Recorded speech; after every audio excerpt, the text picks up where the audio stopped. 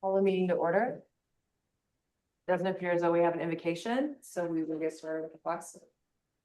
I Pledge allegiance to the flag of the United States of America and to the and republic to the republic for which it stands, one nation under indivisible, with liberty and justice. Do you have any changes to the agenda? No. I move to approve the agenda. There's been a motion and a second to approve the agenda. Is there any further discussion? Seeing none, all those in favor say aye. Aye. Motion passes. Public comments. This is a time where citizens are encouraged to speak publicly. We request that you come to the podium and state your name and address and speak respectfully and limit your comments to 3 minutes. Are there any public comments tonight? Okay, moving on to our action agenda, the minutes of the April 15th, 2026 meeting.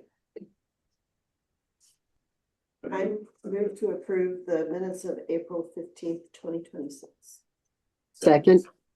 There's been a motion and a second to approve the minutes. Is there any further discussion? Seeing none, all those in favor say aye. Aye. Aye. All those opposed, nay. Motion passes. Appropriation ordinance number 8.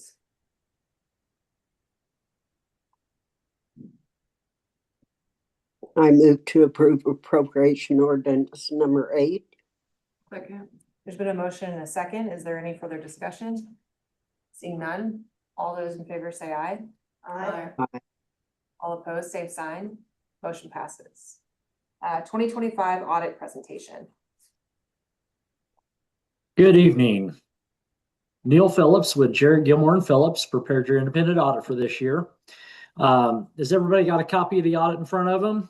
Let's skip past the letters that are in there, and we're going to dive straight into the audit report.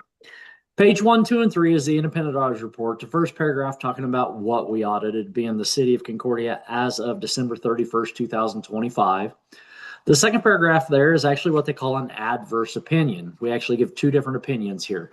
Your first one is an adverse opinion on GAAP, meaning generally accepted accounting principles.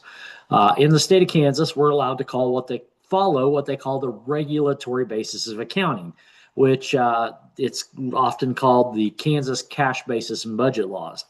It means we can't spend the money if we don't have it in the fund. We can't obligate the funds if we don't have it in the fund, and we can't obligate expenditures in excess of public approval. That's through the budget process. This third paragraph down there is actually the most important paragraph in the entire document. It is labeled there an unmodified opinion on the regulatory basis of accounting.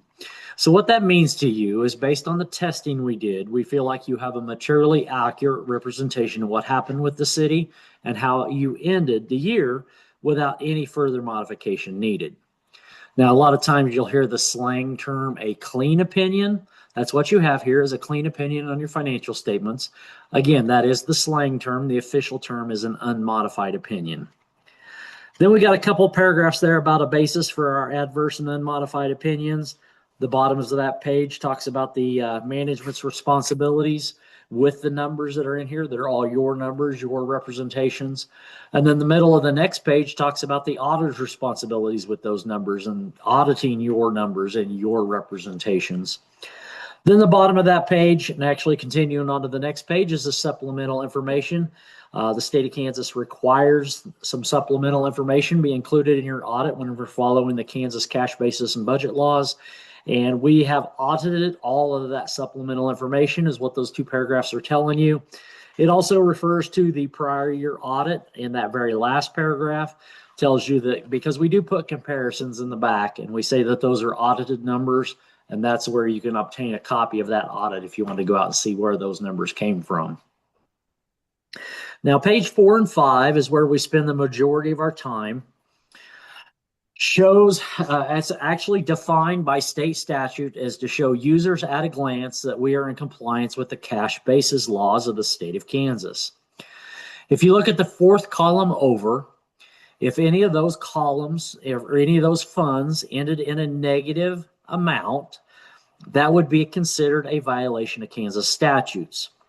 As you're glancing down through there, you can see we actually do have one fund that is negative, which it does qualify. There are a couple exceptions that are out there. If you've got a signed lease agreement or a lease purchase agreement, a signed bond agreement, or a signed grant agreement, you are allowed to go negative because, like most of your grants, require you to spend the money, then wait for reimbursement.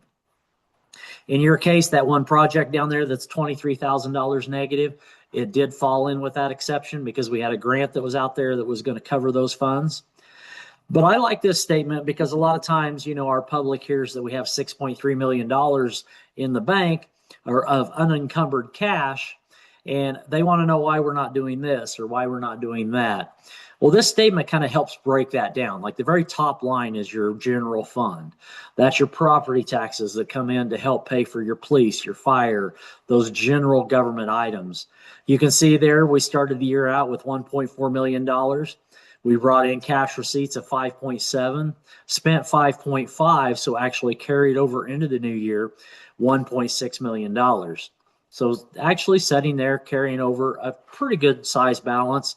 However, we do have to be careful with that because we have to have funds to carry over because, our first tax payment doesn't come till the end of January. State law says you have to have funds in that fund or dollars in that fund to be able to make those payments. And when we're waiting on that first tax payment, we have to have some cash carryover.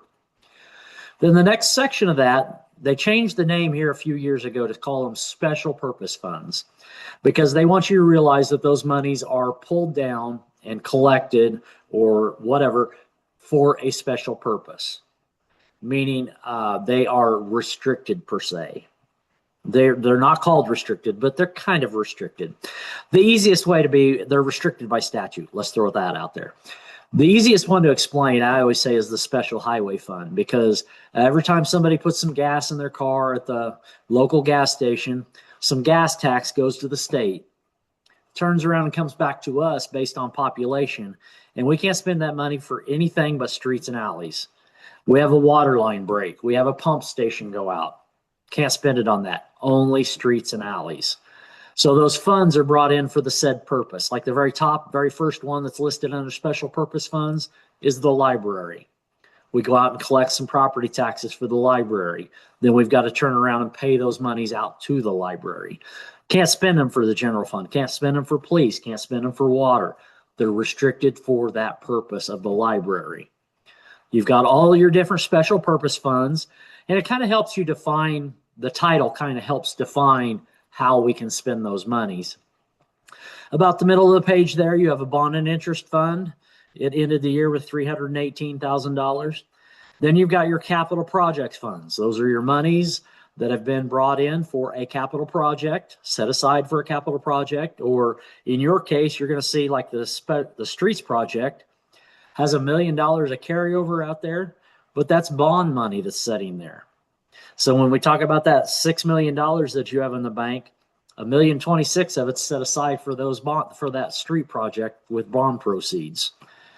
And your wastewater treatment facility plant sitting there with $2.2 million that we're saving up to be able to do that wastewater treatment facility project. No, it's not financial. What was that?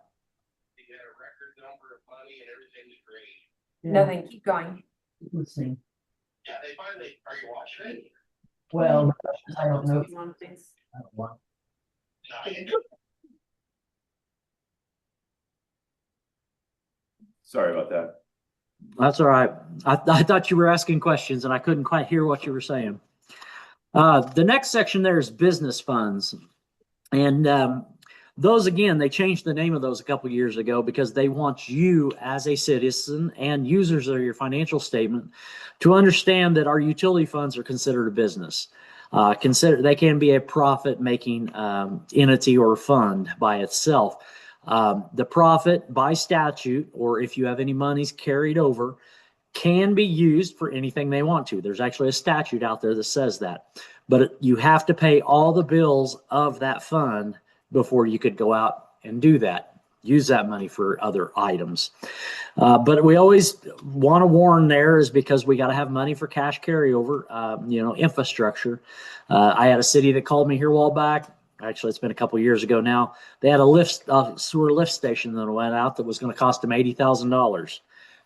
Our infrastructure is getting older. It takes a lot of money to replace and repair some of our infrastructure sometimes.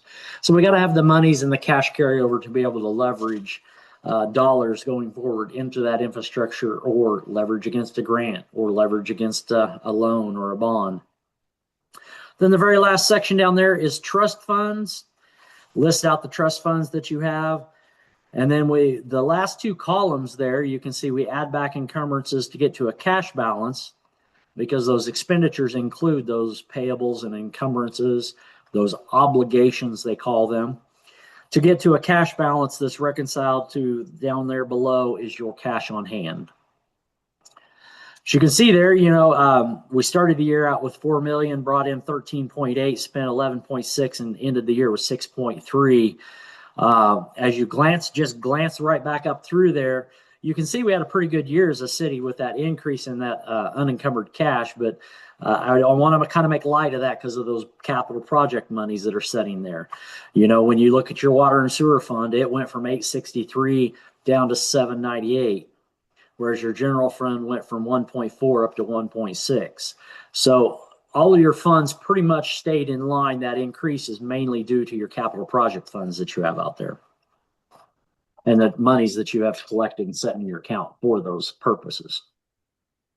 All right, page 6 starts into the words, to back up the numbers. That's pages 6 through 17. Footnote number 1 on page 6, 7, 8, and 9 is summary of significant accounting policies.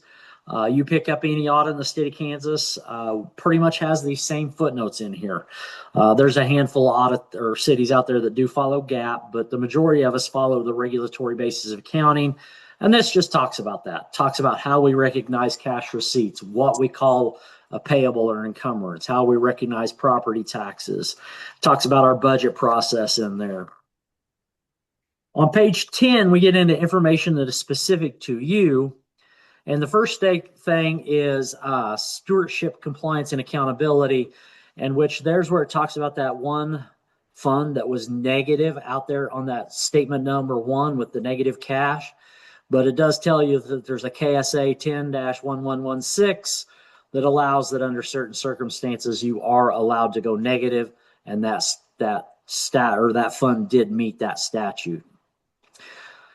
Down at the bottom of that page, deposits and investments. Again, all these numbers or all these words are just supporting the numbers that are up front. We have $1.6 million in the bank. We wonder why we don't have money invested here, or we have money invested there. We are limited in the state of Kansas.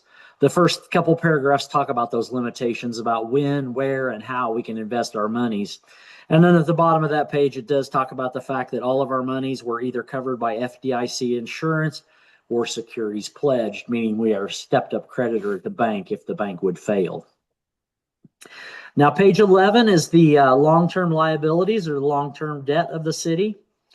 I like this statement because it shows our beginning balances, any additions, the reductions in principal, coming down to an ending balance, and then the interest paid.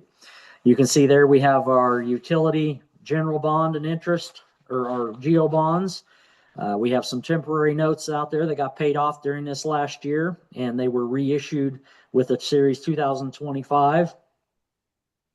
And then you've got your lease financing down there at the bottom, in which you had some capital leases, one with a copier and one with some tasers. But it shows you, we can see we started the year out with $7.1 million of debt. We renewed 2.4, paid it down by 1.7, so ended the year with $7.7 million.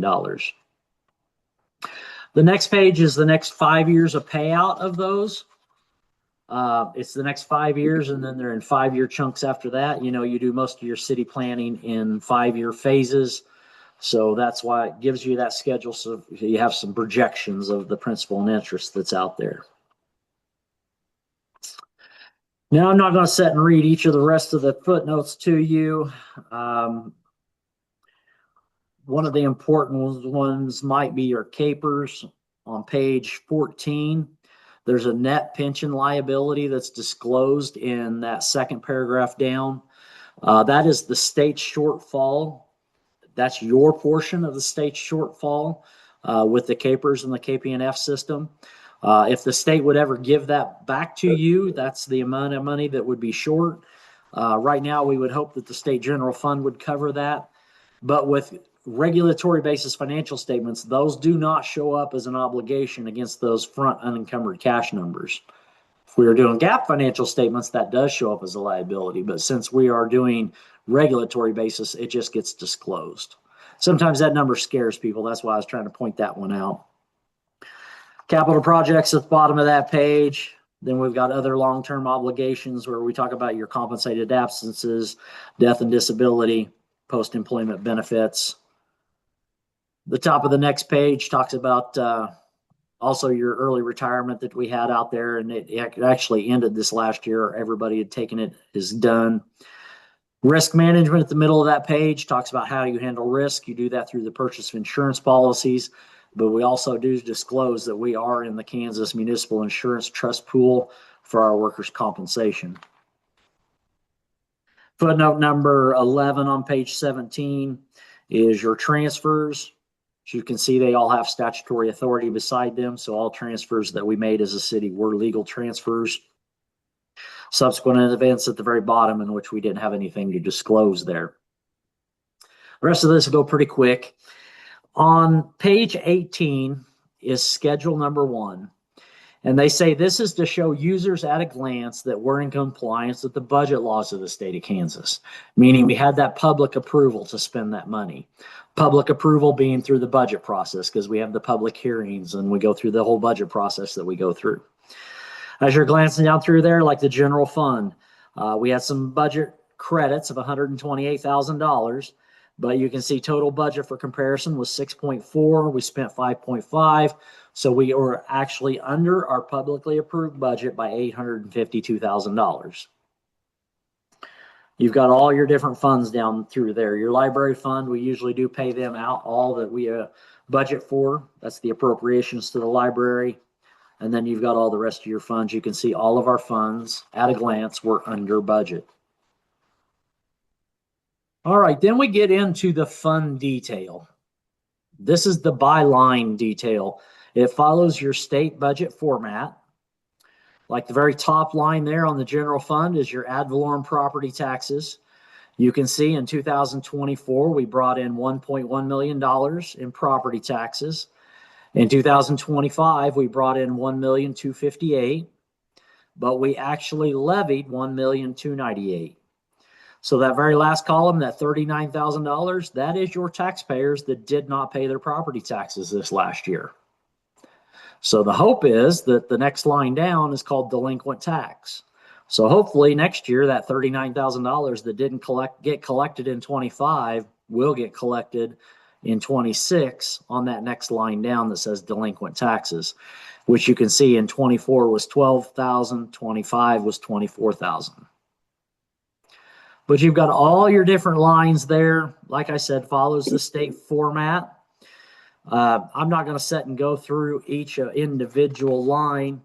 I might point out over on page 20 with the expenditures. You know, I think some of the detailed reports you see have more line items in them. For the state purposes, they classify it into just 4 categories, being in personnel services, that would be anything to do with an employee, contractual services, commodities and capital outlay. Commodities being anything you could touch, capital outlay being a one-time expenditure, and then I always go back and say contractual services or everything else. Be things like your insurance, things you can't touch. But I'm not going to sit and go page by page. And the reason I say that is because I'm happy to report again this year, it's been a couple years in a row now that we did not have a single audit adjustment with the numbers. So the numbers that you're seeing before you today in the audit and in this format are exactly the same numbers that you have already approved and seen. And so management does such an excellent job on a monthly basis that the numbers were accurate and we didn't have any adjustments to record as part of the audit process. If you do have questions about a fund, I'd be glad to talk about them. There was a separate letter that was in the board packets just for the commissioners. This letter doesn't go out to the public. It's called a letter to those charged with governance. And we usually give it to the commission and to management. As you read through the letter, you're going to see it's pretty boilerplate. Didn't have any difficulties, significant problems. We didn't have to consult outside accountants with anything that you were doing to your records. We're required, now that we got legal counsel involved, we're required to put it in writing to tell you that we didn't have any of those kind of issues that arose that we would have used to have came and talked to you orally about. Said, Amber's not cooperating, we got to make her cooperate. Well, we didn't have any of those situations that came up, but we're required to give that to you. Then the third page on of that is the management representation letter that's now required to be given a copy of it to you so you can see what representations have been made between the auditors and management. We often call that the reminder letter because as management read through that, they should have talked to us about everything that's in there. Major conflicts of interest, material lawsuits, problems with the IRS, problems with grants. Again, I'm making light of this statement because it's boilerplate, because we didn't need to modify it in any way, because we didn't have any of those type of discussions or disclosures. But it is important that we give you a copy of those representations so you can see what representations have been made between management and the auditors. All right, what kind of questions do you have of me?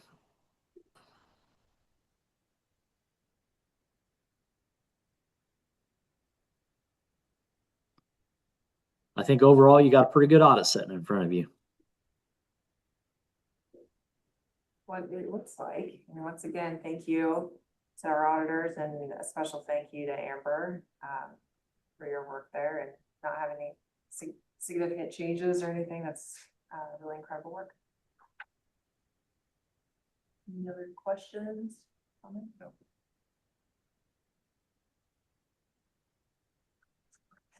Appreciate your time. Thank you. Thank you. All right, thank you very much. Bye. It was just. Motion. I would move to accept the audit and authorize the mayor, city manager, and finance director to sign the management representation letter.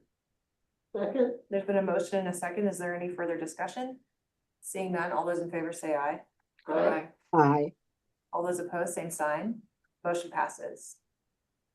Moving on to the parks mower purchase. Commissioners, in front of you is a quote to replace a grasshopper mower that is no longer operational and has since been put on purple waves. They were coming so early. As you recall, a couple years ago, after several bids over the last few years replacing mowers, the front mount mower that we've gone to and standardized to, the grasshopper is the only one that offers that option. The one local dealer here in town. So we talked about standardizing to the whole fleet and then going straight to quotes for that process. So in front of you is a quote from Career Mower and Electric for that type of mower. Same 725 grasshopper. This one individually has a bigger bagger on the back. The piece of equipment that we've talked about the last couple of years of attaining. Now that we're taking on the plaza, especially the leaves in the fall, Civic Park, we can be able to clean up that easier. You know, Hood Park with the windrows and stuff like that, even the ball fields, we have a chance to dethatch, really clean up easier and faster.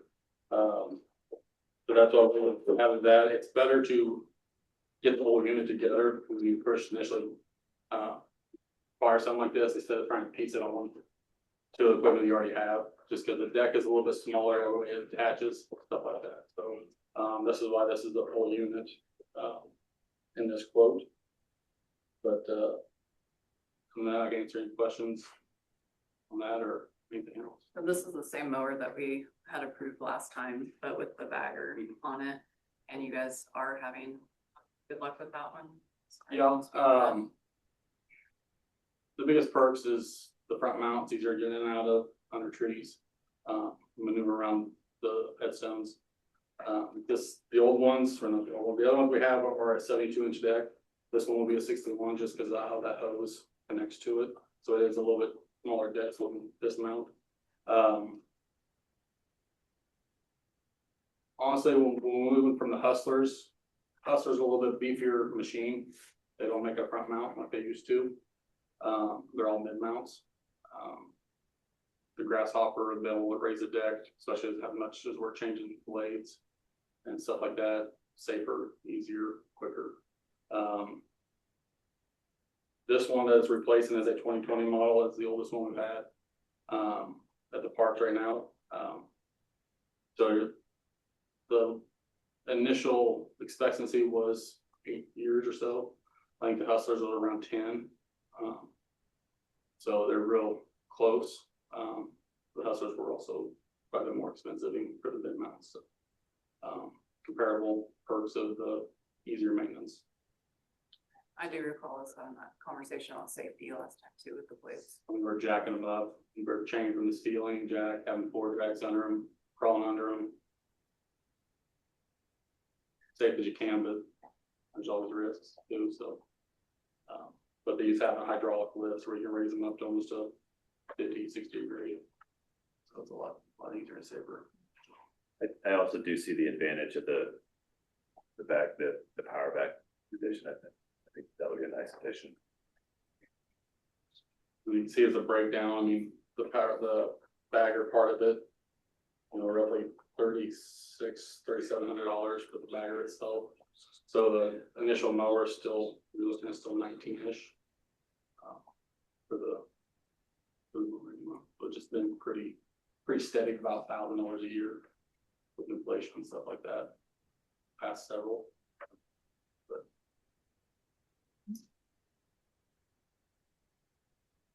I would move to approve the purchase of Grasshopper 725 DT with power back and career mower and electric in the amount of $23,080 to be paid from the equipment reserve fund. Second. There's been a motion and a second. Is there any further discussion? Seeing none, all those in favor say aye. Aye. Aye. Same sign.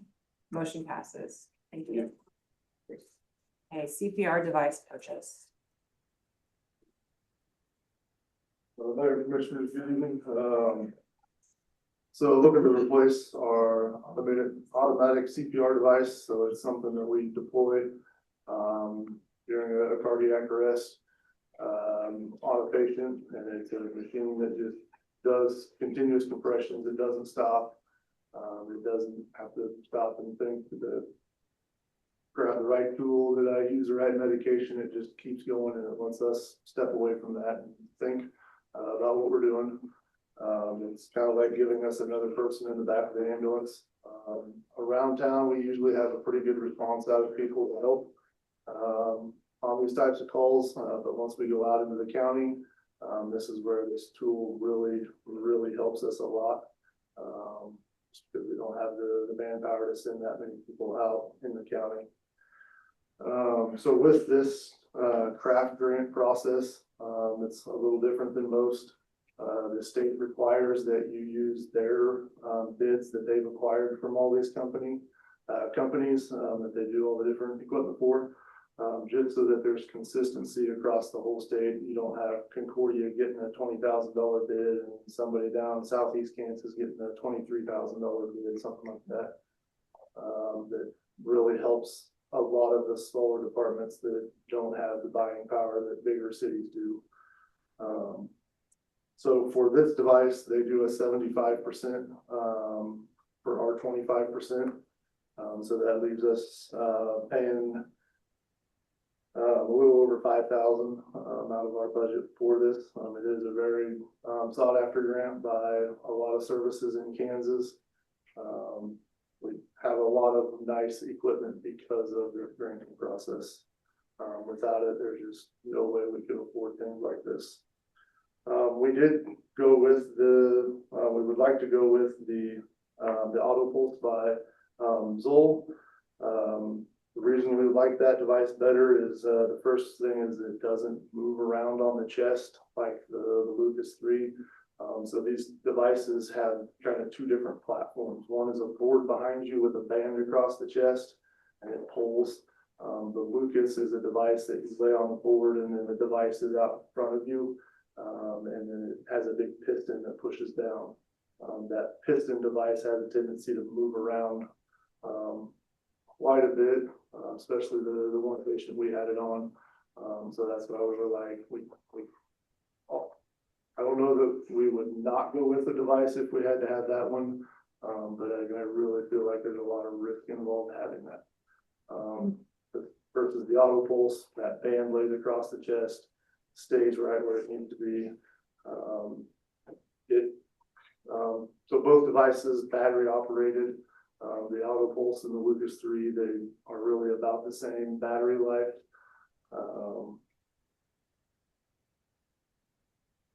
And then on the auto pulse, the last thing is the operational parameters of it. The auto pulse has a much larger patient that it would fit around versus the Lucas. The Lucas, it's not much more than an average size person that it would fit on versus the Lucas, the auto pulse. It would fit on a very, very large person. Chest circumference, I believe they said on it is like 45 to 50 inches, so it is quite huge.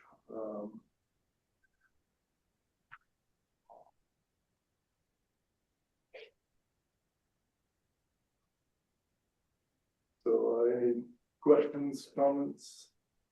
I appreciate you going after this grant again. That's Yeah. really helpful.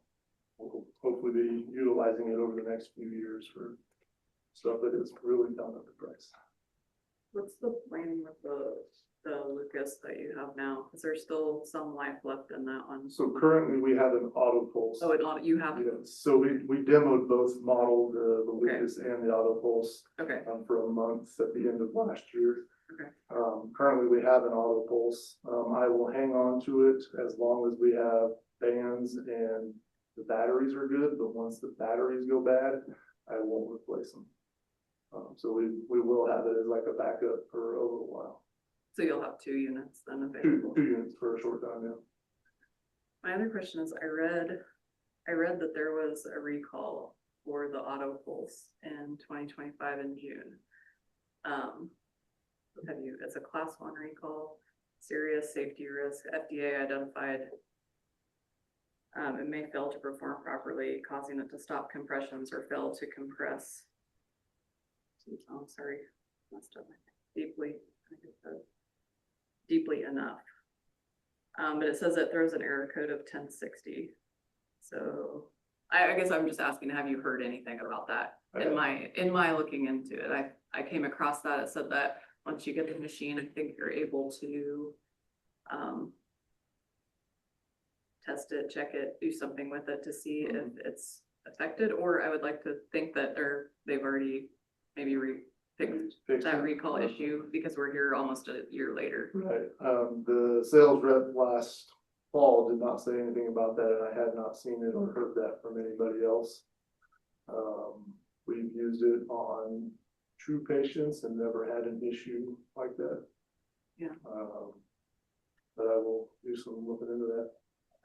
It also said that it's not good for minors, but I don't know that the other one is either. Like smaller people, it does not work on. Which is a less likely circumstance. Right. Almost none of the devices we can purchase are FDA cleared for children because they're never able to be tested on children. So what they do is they go by chest size. Even if it's an older person with a very small chest, they're able to test the device to make sure it works on a chest that size.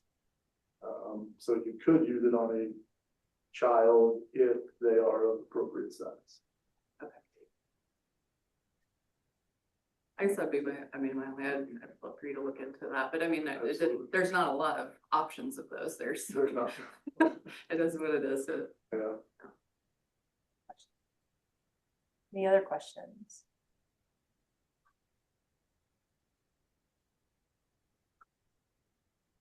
I move to approve the purchase of the auto pulse NXT from Zoll Medical Corporation in the amount of $23,508.70.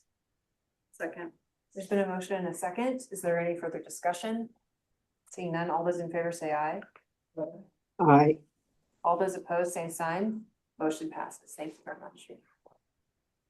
Resolution 2026-22 29, the present redevelopment plan and set date for RHID public hearing. Mayor and Commissioners, this is related to the duplex development on East 11th Street, and we have Dennis online, and Doug is in the audience here that can answer some questions for you if you have any questions related to the development. This resolution is the second step in the process to establish the RHID. The last time we passed a resolution with the intent to establish, this resolution presents to you the redevelopment plan. After the last resolution, the Department of Commerce had to approve us and authorize us to go forward, which they did. This plan presents the development plan, which is in your packet, and sets a date for public hearing. So now the public has time to come in and take a look at that redevelopment plan, ask some questions, and then they can appear at the public hearing. The public hearing, goodness, I did not memorize the date on that. My apologies here.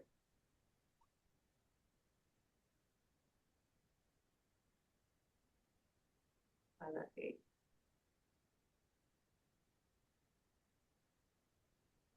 Cold start of the person that finds it first here.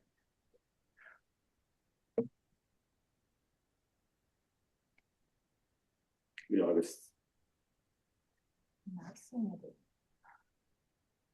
June 17th.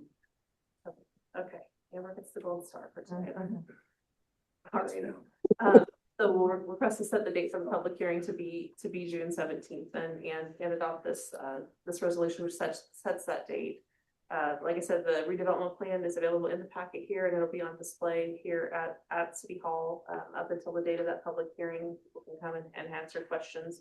Once the resolution is adopted, then we'll have that information available. We are still moving forward with this project. As I mentioned, Dennis and Doug are here to answer any questions. If you have questions for them about the project, or Doug, anything you want to share with the commission? No, I'm rather not. I had a question about just a line in the memo. It says that TransEquity intends to build the infrastructure to public standards, but will maintain it privately. Yes, Can you clarify? That's what we discussed last time, that we're gonna go ahead and build it to public standards, but it'll still be built privately. And Dennis, I believe that had to do something with the way the financing was. Do you want to speak to that? Yes, it just would allow the RHID to allow for both horizontal and vertical construction. And it also, the public standards allow us to, at some point in time in the future, once the RHID is complete, then turn it over to the city if they wanted it. But we are going to maintain it throughout the RHID time period.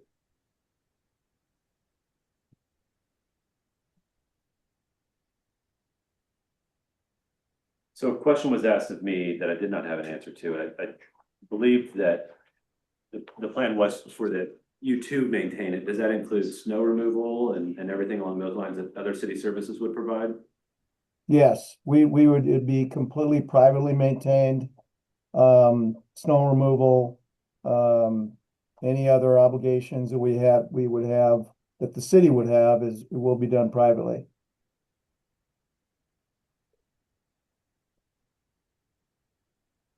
Would the housing be subject to a HOA or something along those lines? Yeah, we would have to do that just to, we want to do that anyway, just to maintain the quality that, we think the neighbors would all want, as well as, provide it'll be a fairly small assessment, but enough to take care of maintenance and put together a reserve fund for any, future issues that might happen there, as well as snow removal. Sure.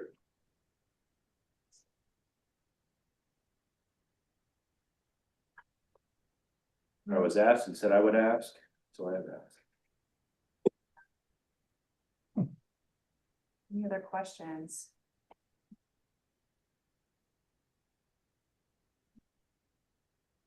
If it's an HOA, do you plan on having any other benefits beyond just the housing and the maintaining the infrastructure?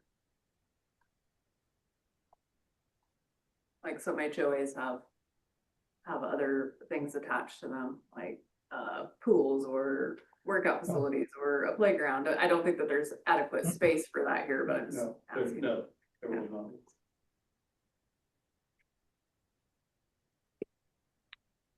I would move to approve resolution 2026-2229, the redevelopment plan, and set the date for June 17th for the RHID public hearing. Second. There's been a motion and a second. Is there any further discussion? Seeing none, all those in favor say aye. Aye. All those opposed, same sign. Motion passes. Resolution 2026-2230. Thank you very much. Appreciate you for both attending. being here. Thank you, appreciate it.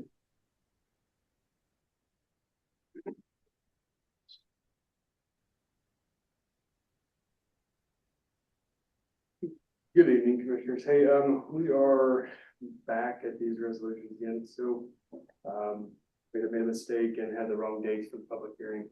So we're back doing that. I apologize for that. I'm very early into my getting into the office here. So, what we got is resolution, 2026-2230 and 2026-2231, 2026-2232. The 311 West Second Street, which 2230, that one was a fire damage. Owner is in the process of demolition. And we do have insurance proceeds for that house. And I recommend action, approve resolution 2026-2230, set the public hearing date for Wednesday, July 1st, 2026, for the condemnation of 311 West Second. The July 1st. Yeah. I move to approve resolution 2026-2230. Second. There's been a motion and a second. Is there any further discussion? Seeing none, all those in favor say aye. All those opposed, same sign. Motion passes. 2026-2231. 2026-2231. We'll also be setting the public hearing for July 1st on that one. That house is, that property is 321 East 12th Street. That one was also fire damage. We have received insurance receipt, and the owner has also set a date for them. I recommend action approve resolution 2026-2231, setting the public hearing date for July 1st. I move to approve resolution 2026-2231, setting the public hearing date of Wednesday, July 1st, 2026, for the condemnation of 321 East 12th Street. Second. There's been a motion and a second. Is there any further discussion? Seeing none, all those in favor say aye. Aye. Aye. All those opposed, nay. Motion passes. Resolution 2026-2232. Resolution 2026-2232. That property is 421 East First Street. It is unoccupied, no utilities. It's dilapidated. Animals move in and out. I have been in contact with property owners, and they have been trying to work on getting it cleaned up. They do live outside of town or outside of the city, into another city, but they are here. They're trying to get here about every other week is what they're trying to do. They're trying to get it cleaned up. I haven't seen much happen in the past couple weeks, but I recommend action to approve resolution 2026-2232 for public hearing Wednesday, July 1st also. I move to approve resolution 2026-2232. Second. Been a motion and a second. Is there any further discussion? Seeing none, all those in favor say aye. Aye. All those opposed, same sign. Motion passes. Thank you. Okay, managers report. Mayor Commissioners, just a reminder that we do have our next connection next Friday morning at Myanmar's Bakery at 7:30. Ashley, I know that you plan to attend. Does anyone else plan to attend that one? What day? Next Friday morning, 7:30, 15th. Oh, I could make it. I'll be your extra commissioner. I don't have anything else for public consumption. Staff reports.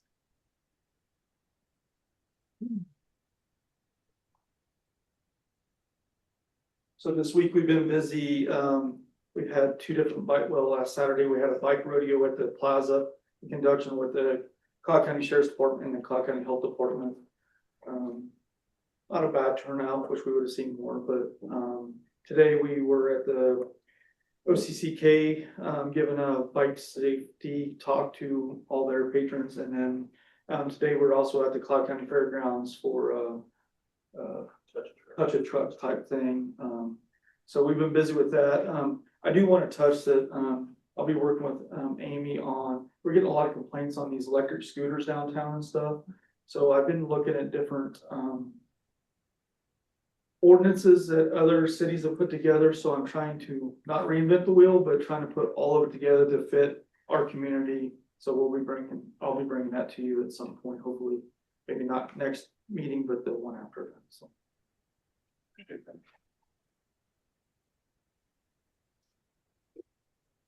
Yes, it is.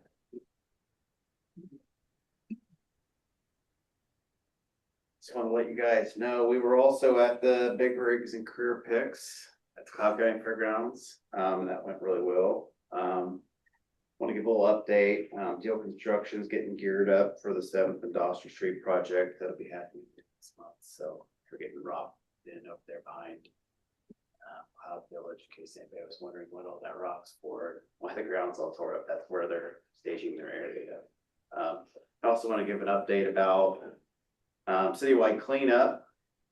So total man hours, we spent 220 hours. Equipment hours was 192. We picked up 51 loads of tree limbs. Outside demo pit, that would be your couches, furniture, and whatnot. We picked up 45 loads. We hauled out 45 loads. The inside disposal, which would have been mattresses and cushions, that was 7 loads and 1 load of metal. Tires, we picked up 440 tires. That was equaled 8.52 tons. We took out 10 loads, had about 40 man hours in that, and 40 residents participated. You said you didn't pick up tires, right? They were delivered to the shop. Okay. So we have a station down there, and the residents brought tires to us. So yep, that seems to down. I didn't see as much stuff out as normal. Were those numbers down from prior year? No. Well, tree limbs were, so last year, tree limbs were 57 and this year was 51, but outside demo was only 16 last year and this year was 45. There was a lot of furniture out. So there was a lot of back and forth to the shop and then back to the dump the next week. So yeah, there was a lot of mattresses and a lot of furniture out. But let's see. And the total loads we took out was 104, as last year it was only 82. So there was a considerable lot more of out furnishings. So any other questions about that? Okay.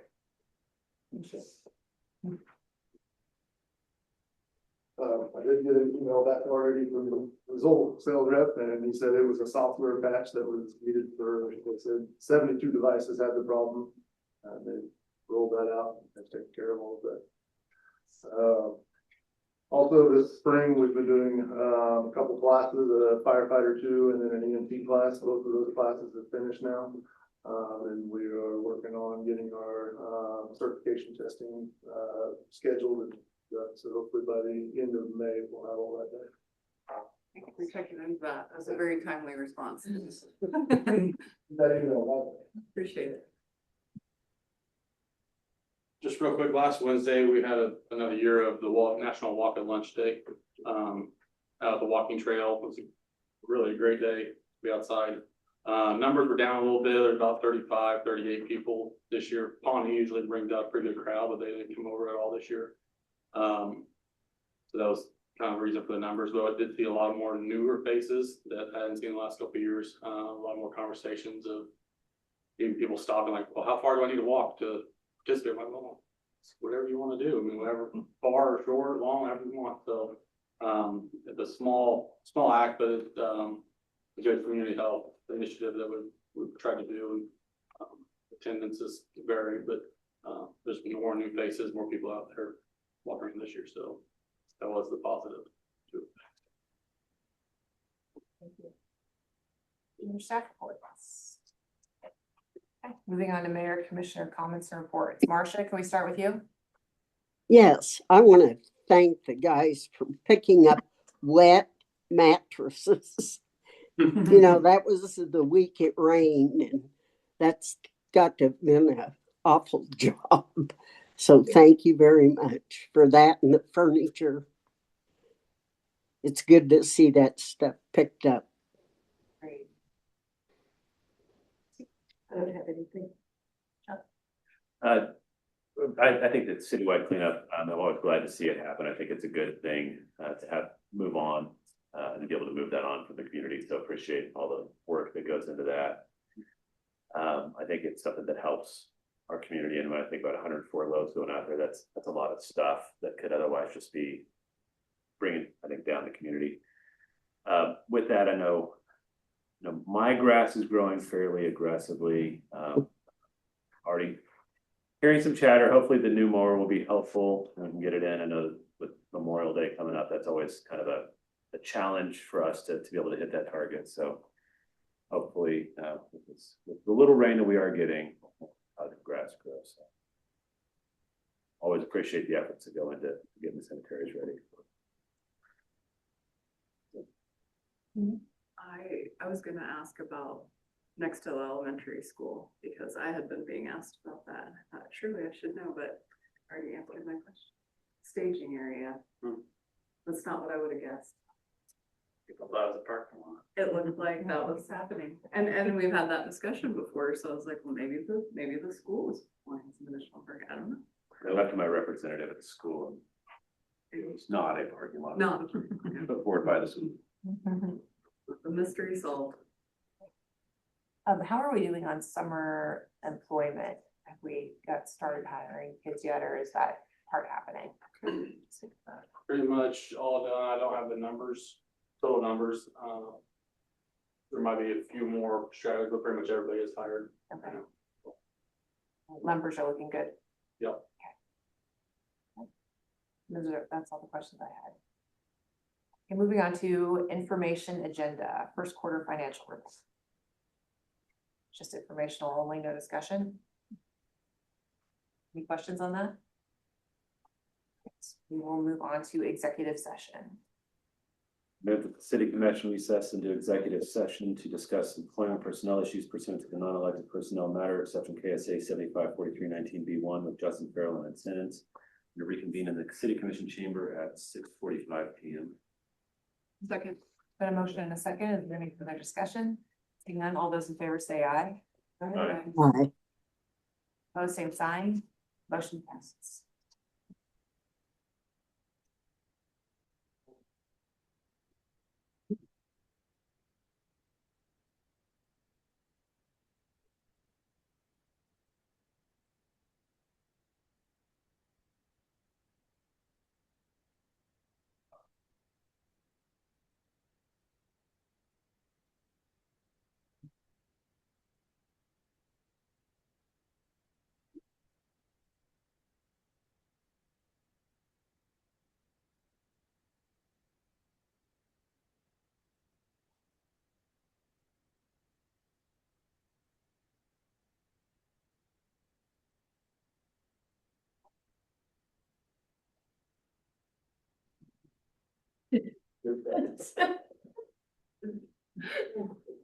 It's illegal.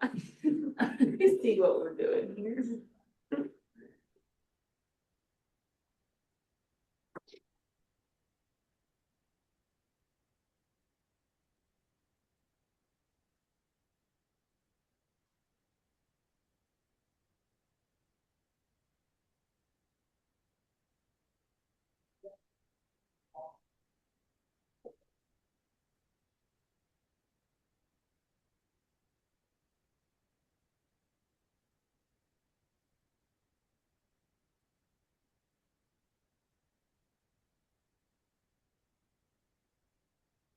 Okay. No action was taken. Move to them. And a motion and a second to adjourn. Is there any further discussion? Seeing none, all those in favor say aye. Aye. All those opposed, same sign. We are adjourned.